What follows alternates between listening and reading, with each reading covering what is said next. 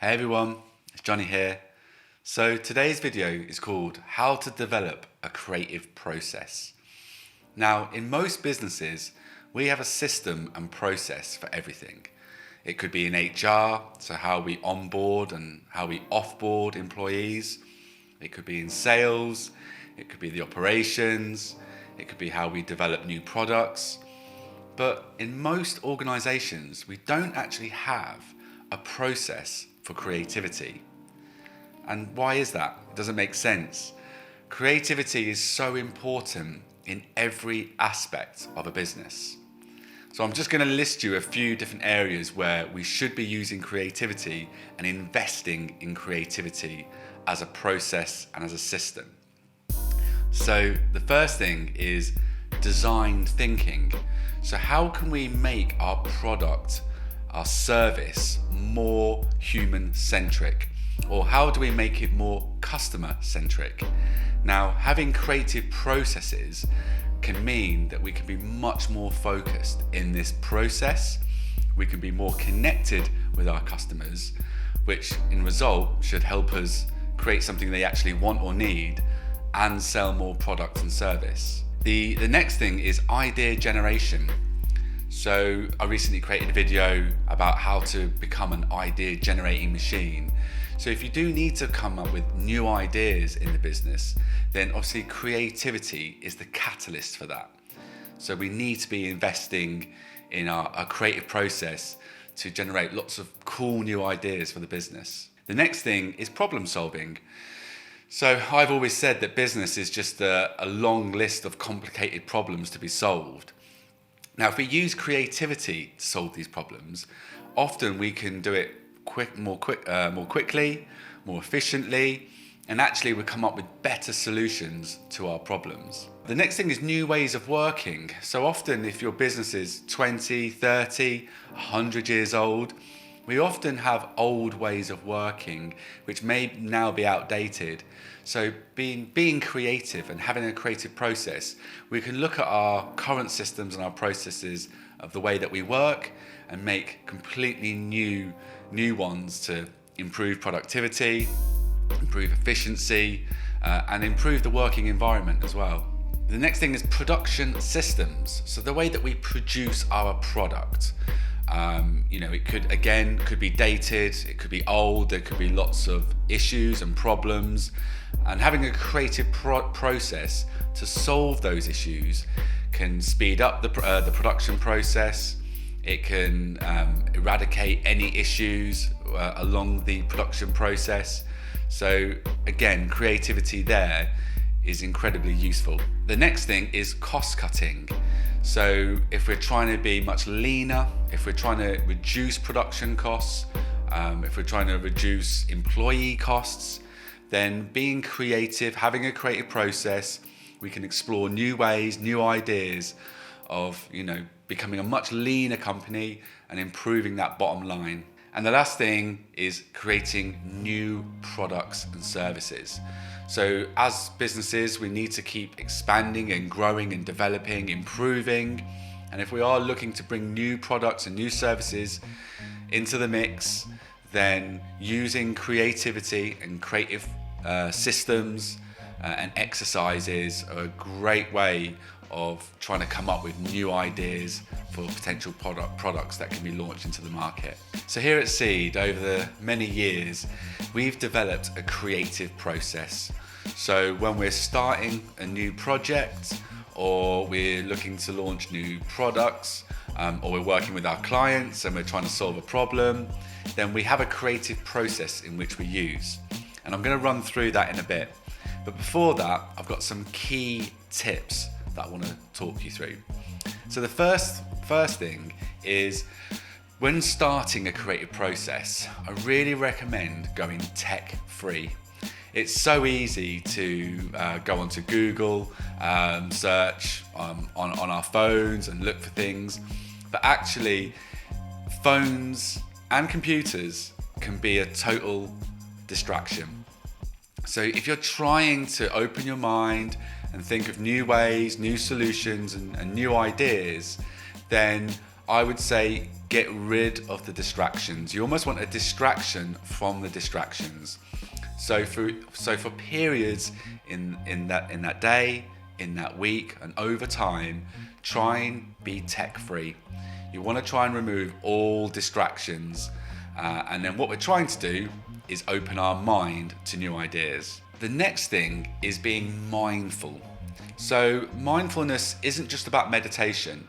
Being mindful is just opening our mind, being relaxed, being present, allowing things to be absorbed in, being part of nature, just allowing some time to be present, to be open-minded, and try and clear your thoughts, because by clearing your thoughts, you're going to allow new ideas to pop in. Many years ago, I interviewed a singer called John Bramwell. He's the lead singer of a band called I Am Clute. And I always remember what he told me about creativity. It really resonated. So he said that he always tries and keeps his eyes and his mind open.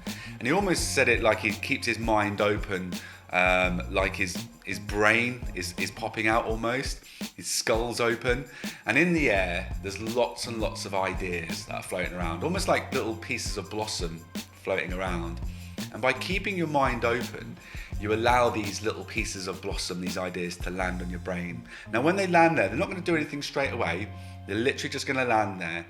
And then over time, when you're in these kind of calm spaces and when your mind is open, you're allowed to make these connections.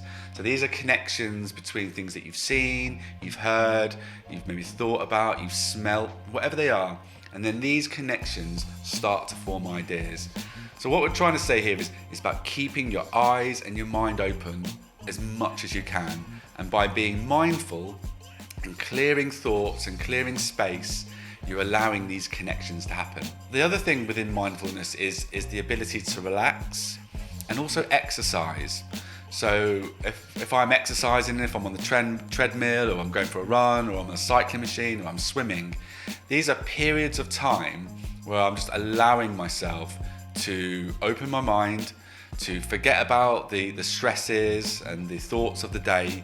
And actually by having an open and relaxed mind, again, then it's allowing me to make these connections and allowing ideas or pieces of blossom just to drop in. And then the other key tip here is just listening and absorbing.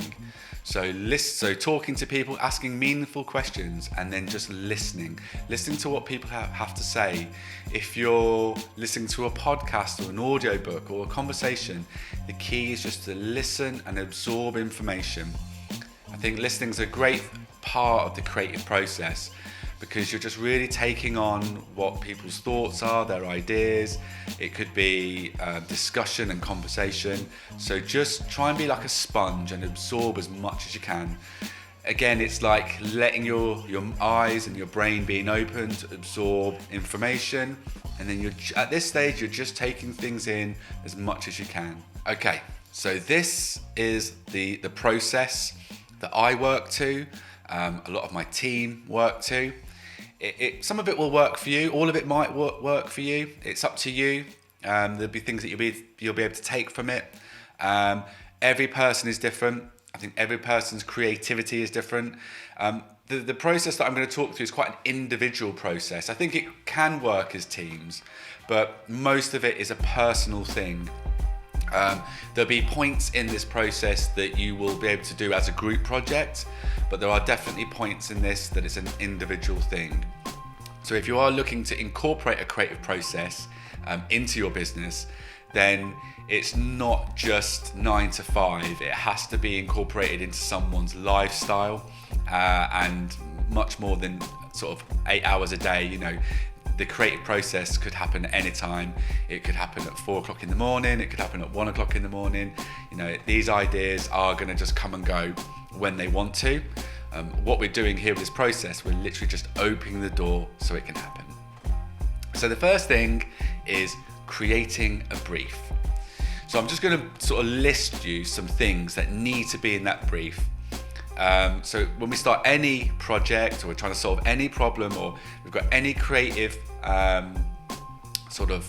process that we want to incorporate, this is what needs to be in the brief.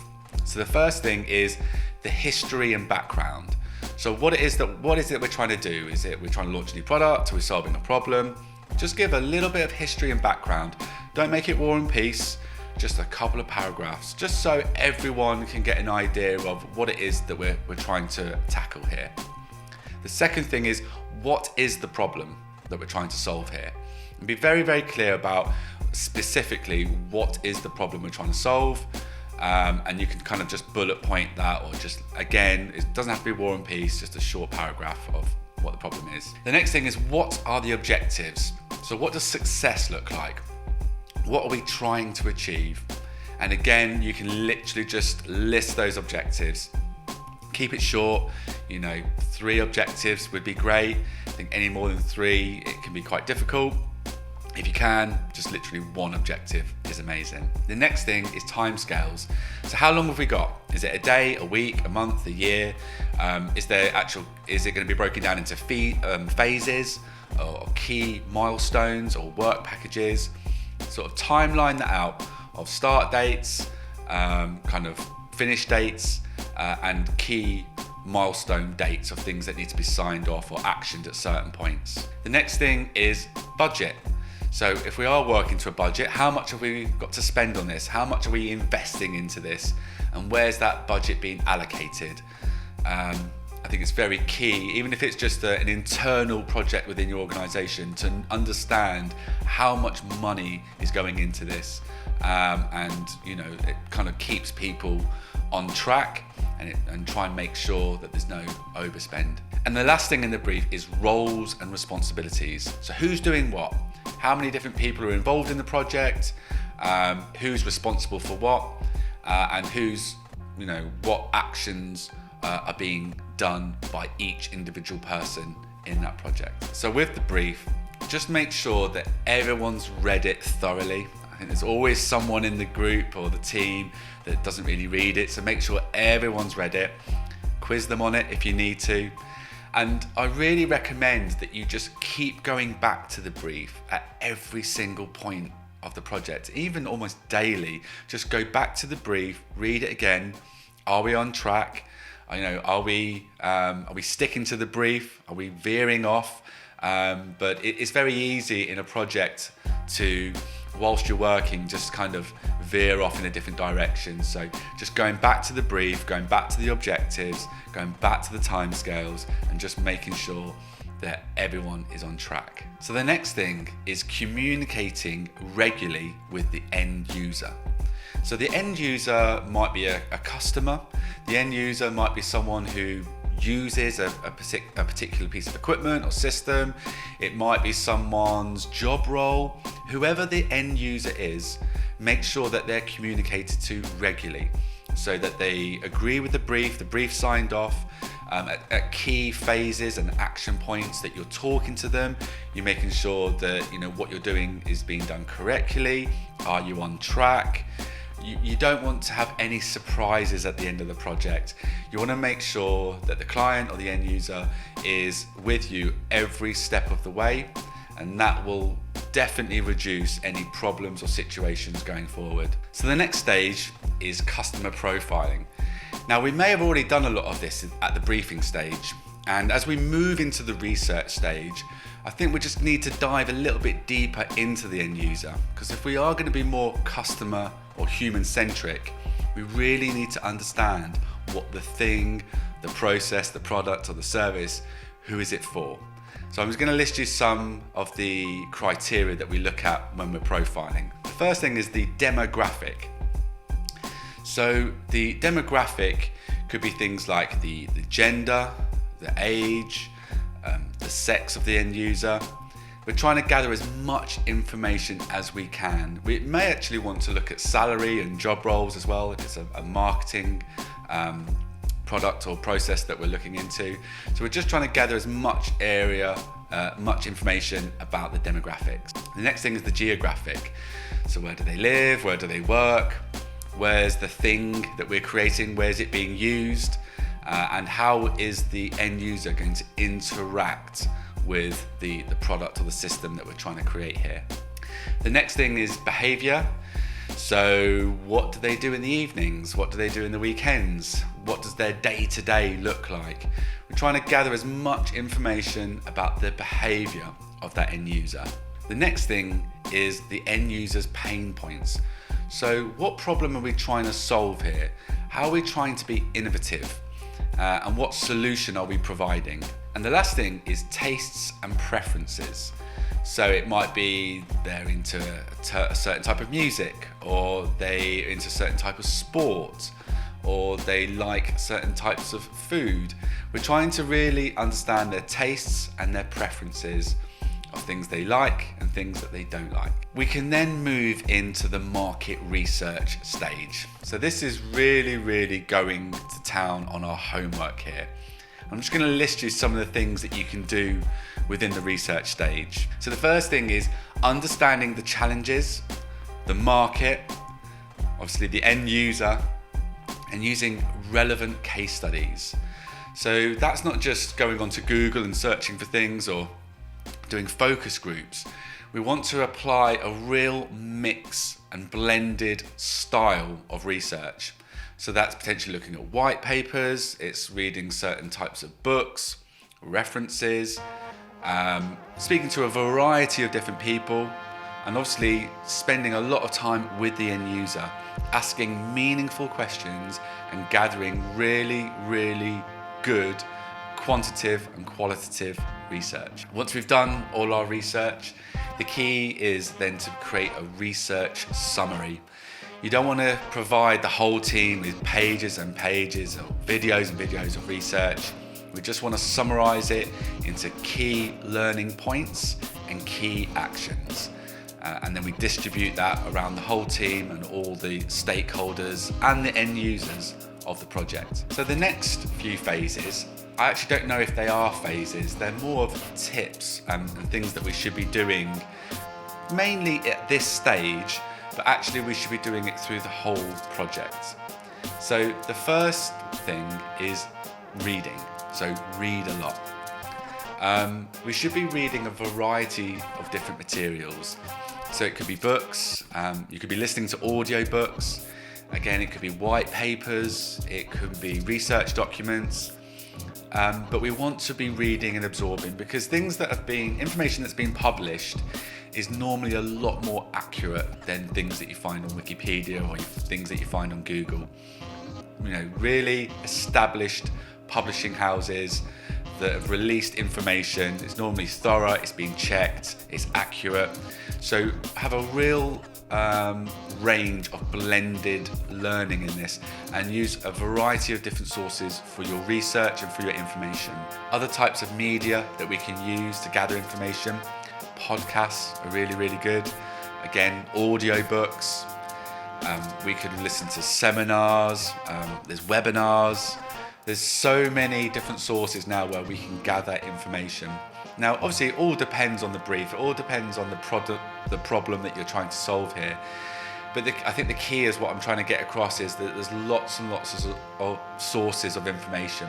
So utilize all of them and try and get a real mix and a range of different types of information to gather your research. The next thing is to think a lot. Now, I've always said that thinking is working. So you want to make time just to, like I mentioned earlier, just open your mind, take time to think about things, mull things over, explore different ideas. Meditation can be a good way of doing this. So often in meditation, we're trying to clear our mind and be present and focus on our breathing. But actually what happens by clearing our mind, we allow little kind of bits of information and ideas to drop in. And this is where actually I come up with a lot of my ideas whilst I'm meditating. I kind of push them aside for a second, I go back to my meditation, but once I've finished my meditation, I then write them all down. Now, lots of people have similar ways of coming up with ideas. That's why a lot of people come up with ideas in the shower or in the bath, because that's the time where you're you're not really thinking about other things, you're thinking about washing, or you're in the bath and you're just chilling, and then ideas pop in. I know I've heard of people that have whiteboards in their shower so they can write things down whilst they're having a shower. Now, it's entirely up to you. There's lots of other people that get it while they're exercising as well. So if you're running or cycling or swimming or playing sport, that's when often ideas drop in.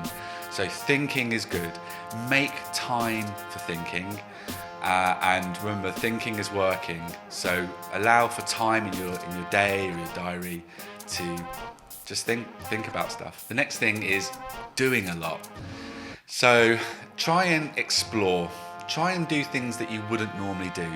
Go and see a show that you wouldn't normally go and see. Go to an exhibition. Go and see some friends that you haven't seen for a while. But just go out and do things, because by doing things, you're taking on information. You might find a fresh approach to something. You might see something while you're out and about that just triggers something. Again, it's those little pieces of blossom in your brain. It's making those connections. But by seeing something or smelling something or hearing something that you wouldn't normally do in your day-to-day, that can actually trigger new ideas. It can trigger memories, and it can make those connections that you desperately need during the creative process. So the next thing is documenting. So making notes and keeping a sketchbook. So with you at all times, so I'll show you here, this, your mobile phone. It's a great way of making notes. I've just got normal notes on my iPhone, but I know there's lots of different apps you can use. There's Evernote, you can use Google Docs. So when you're out and about, these ideas are going to drop in. You know, if you're in the gym, they're going to drop in, and you need to be able to write them down, because I guarantee if you don't write them down within a few minutes or an hour, you will forget it. So have something with you all the time, even if it's a notepad. It's when ideas drop in, or just little pieces of words, or just little things that you just need to document. Make sure you have something with you that you can write them down. Now, what I normally do is I make my notes on my phone, and daily, if not weekly, I then write them up into a Google Doc, or a format that other people can understand and not my gibberish. So make sure that you know that if you are writing notes, that you'd spend the time to formulate those notes and turn them into proper English, and make them into constructive ideas and comments and paragraphs, or whatever you've got to do with them to kind of make them real. The other thing is having a sketch pad. So with the sketch pad, if you want to create little doodles or diagrams, or you want to make little flow charts, whatever it is, sometimes you need to visualize things or make your ideas with kind of graphics or illustrations. So you might want to just draw them out and sketch them out in your sketch pad. So I pretty much bring a sketch pad with me. I've got one at home, I've got one in my bag, which is pretty much with me all the time. So again, notepad, sketch pad, have it with you all the time. Okay, so by this point in the process, we've done a lot of thinking, we've done a lot of doing, we've made our notes, we've got sketches. This is the time where we need to start formulating ideas. Now, I've created a video recently, I mentioned it before, of how to become an idea making machine. So I think this is the point where it's a team activity. This is bringing people together to do brainstorming, brain writing, and all the different elements of creating ideas. So get everyone together, lots of caffeine, lots of food, everyone brings their ideas, and this is where you can have a big idea generating process. Get all the ideas out, refine them, and start to narrow the ideas down to really, really clear, pragmatic solutions that you can take forward. So once you've got all the ideas down and things are looking good, and there's lots of creativity and there's lots of energy flying around, this is the time where you need to stop, reflect, and refine. And I normally do this by asking lots of meaningful questions. Are we staying on brief? Are we staying on target? Are we meeting the objectives? Are we still within the timeline? So really start to look at the ideas, reflect on them, pass them round to the relevant people, show them to the end user, and really absorb what you're doing and making sure that you're still on track. And now we're ready. We're ready to make the thing, design it, produce it, fix it. So all those stages before this point have now led us here. And so many businesses and people forget about those first stages. They just jump straight into making things or doing things and fixing things. And without doing all those initial stages, we wouldn't have explored all the options, spoken to the end user, and come up with lots of different solutions and refine them to this point. So if we do those phases first, the likelihood is that when we get to this point, we're much more knowledgeable, we're much more researched, and there's a much higher possibility that we're going to have a more productive and successful product. So once we've created our thing that we've been working on, it's now time to distance ourselves from it and kind of go away and come back to it another time. And we call this let it dry. So when we come back to the project we've been working on, we can look at it with fresh eyes. We can have a look at it to see if it's met the objectives. Has it provided the solution? Do we still feel excited and energized about what we're doing? And normally our gut feeling at this stage is the right feeling. So if it's worked really, really well and we're happy, great. If at this stage we're still scratching our head and we're not sure, that will probably mean that it needs a bit more work, and we then need to go into the next phase, which is stop, reflect and refine. And again, it's about asking meaningful questions, show the product or the thing we've created to the end user, gather a bit more feedback, gather a bit more information, and if it needs a bit more development work, then we crack on and we carry on doing what we're doing. So once the product is live, once we've kind of fixed the solution and it's working, we want to come back to it again and again and test things and make sure things are working and optimize things. And then that's the creative process. That's how we work. And I think you will have a completely different creative process. You want to nurture your own. I think it was Albert Einstein said that creativity is intelligence having fun. So we need to nurture our knowledge. We need to nurture our creativity. We need to take time in our diary to allow for creative activities. We want to try and be mindful, and then go through this process and just see what works for you. If you do have your own creative process and you want to share it with me, please direct message me on the platform that you're watching this. If you're listening to this on the podcast, please contact me through Seed Creativity. You can go straight to our website. And I'd love to know more about your creative process. So hopefully this has been good for you. But remember, be useful, be kind, and I'll see you soon. Bye-bye.